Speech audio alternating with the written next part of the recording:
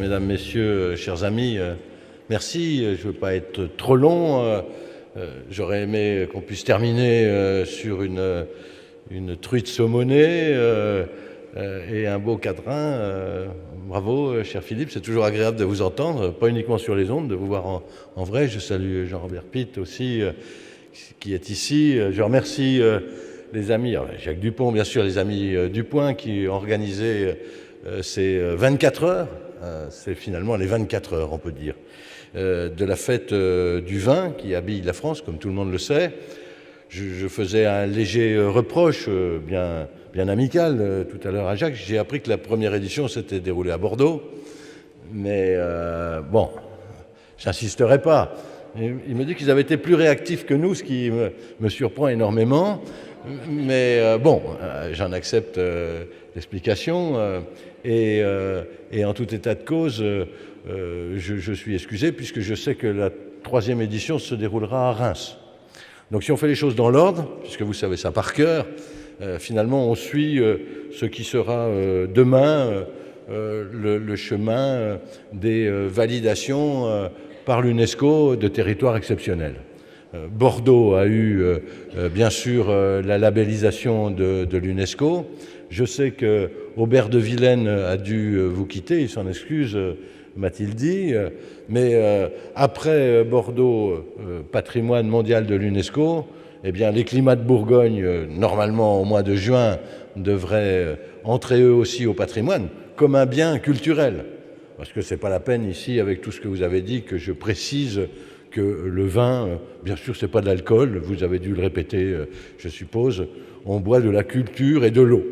Et c'est la culture qui met un peu d'alcool dans l'eau, mais finalement de manière tout à fait modérée. Et les grands vins, c'est vraiment la chose la plus formidable que nous ayons dans cette région. Et donc après, il y aura Reims, après Bordeaux, Dijon, Reims, et finalement, vous avez raison, bravo pour l'initiative, ça habille la France. Et Dijon, c'est quand même, ça a dû être répété ce matin par Nathalie Conner, je salue tous les élus qui sont là. Dijon, c'est une ville qui va encore se développer et faire grand plaisir, Didier Martin est là avec le tourisme, et faire grand plaisir à Laurent Fabius, puisque Laurent Fabius, par-delà ses affinités en tant que ministre des Affaires étrangères, s'intéresse passionnément maintenant au tourisme, à l'accueil des étrangers. Je salue tous les amis qui sont présents. Et donc, qu'est-ce qu'il y a de mieux à leur offrir que notre histoire, notre patrimoine et notre gastronomie? À cet égard, juste une petite anecdote, cher Philippe Meyer. Je vous ai entendu parler de l'église et du vin. Je voulais vous dire qu'ici, ça a été un petit problème. Alors, on va prendre ça avec humour, parce que maintenant, mes propos, quand ils sont repris, ils sont transformés, et donc, on va faire attention. Mais nous allons avoir à Dijon, et Jean-Robert Pitt le sait, un événement exceptionnel qui va être annoncé, cher Alain Millot, maire de Dijon, qui va être annoncé au conseil municipal. Le personnage qui est en charge de suivre ce dossier, notre ami François Deseille, chef de projet, préside la commission qui est chargée de ça. Elle s'est réunie dernièrement, là, peut-être tout à l'heure, et on porte la cité de la gastronomie. Vous savez ça parfaitement. Donc on était, au départ, finalement, on était seuls sur la ligne de départ, quasiment, et puis d'autres nous ont rejoints. On ne s'en est pas plaint parce qu'on est partageux ici dans cette région, et donc 4 villes ont été retenues comme cité de la gastronomie. 4 villes ou 4 lieux. Il y avait Dijon, bien sûr, Tours, mais qui est un peu abandonné en cours de route, me dit-on, par un accident électoral, ça peut arriver. Je le regrette d'ailleurs pour mon ami Jean Germain, mais c'est comme ça, c'est la vie démocratique. Rungis, qui est déjà le marché de l'Europe, mais qui a besoin d'avoir une desserte ferroviaire, et avant que les dessertes ferroviaires se fassent en région parisienne, de l'eau coulera sous les ponts, et finalement on se retrouve avec mon ami Gérard Collomb, nous nous retrouvons avec mon ami Gérard Collomb à porter la cité de la gastronomie. Et là c'est la course, pour vous dire la vérité. Et on a failli, je reviens à mon histoire, on a failli être retardé dans notre course. Parce que figurez-vous que dans l'ancien hôpital général que nous allons donc acquérir pour y installer la Cité de la gastronomie, se trouvait une magnifique chapelle qui était une chapelle non consacrée, parce que contrairement à ce que tout le monde croit, les chapelles des hôpitaux, comme ça, des hospices, on disait dans le temps, en réalité ne servaient que quand l'hôpital était en activité.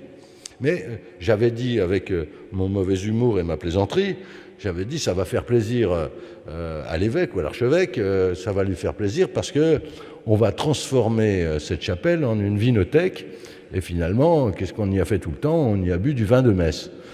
Que n'avais-je dit là? Et immédiatement, tollé dans la bien-pensance dijonnaise, disons les choses comme ça, et j'étais obligé d'en rabattre, et donc ça restera un lieu magnifique, qu'on entretiendra bien sûr, et on y fera des expositions, et si on y boit du vin, c'est en se cachant, parce que c'est absolument interdit.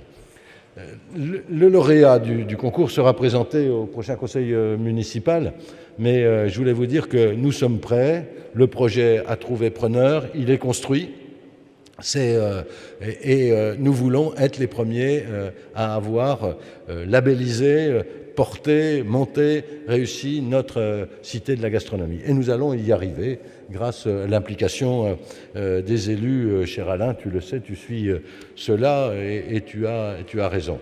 En plus, cette cité de la gastronomie qui accompagnera la labellisation UNESCO, qui accompagnera une autre labellisation UNESCO, fera incontestablement de ce territoire un lieu que nous souhaitons porter en lien bien sûr avec la ville de Beaune et tout le patrimoine que nous avons, Côte de Nuit, Côte de Beaune, sûrement un des 20 sites français, culturels, patrimoniaux, où il y aura le plus de touristes à accueillir, le plus de choses à montrer de notre propre histoire.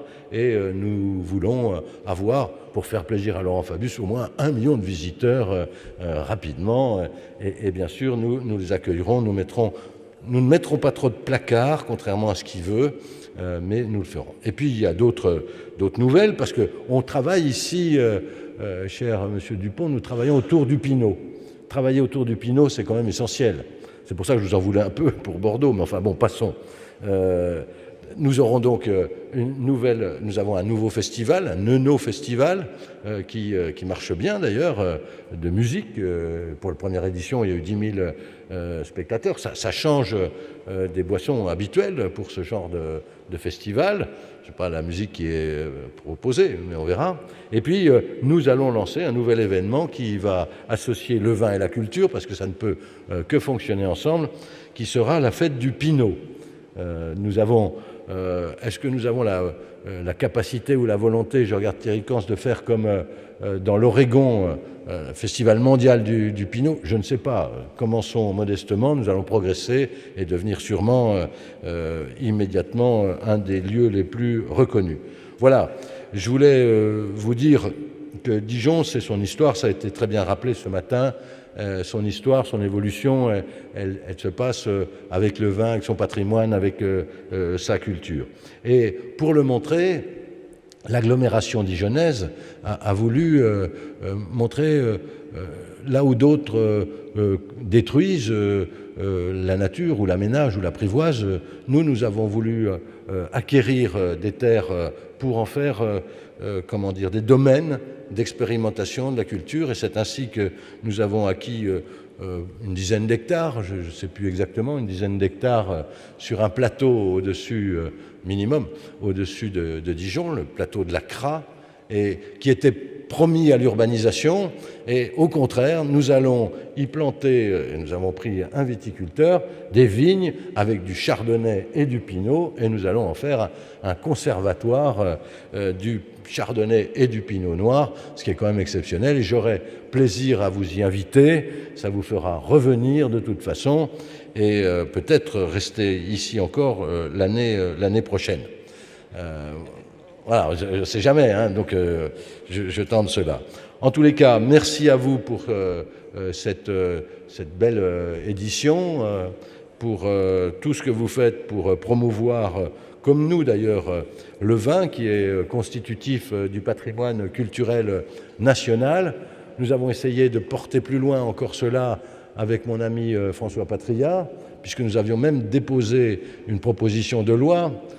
On nous a dit qu'on faisait du lobbying, vous vous rendez compte, en nous confondant avec des cigarettiers ou que sais-je encore, alors que nous voulions promouvoir la consommation modérée, bien sûr, des grands vins de Bourgogne qui méritent mieux que l'opprobre, comme les autres d'ailleurs grands vins, auxquels on voudrait les faire subir. Voilà, mesdames, messieurs, merci à toutes et à tous.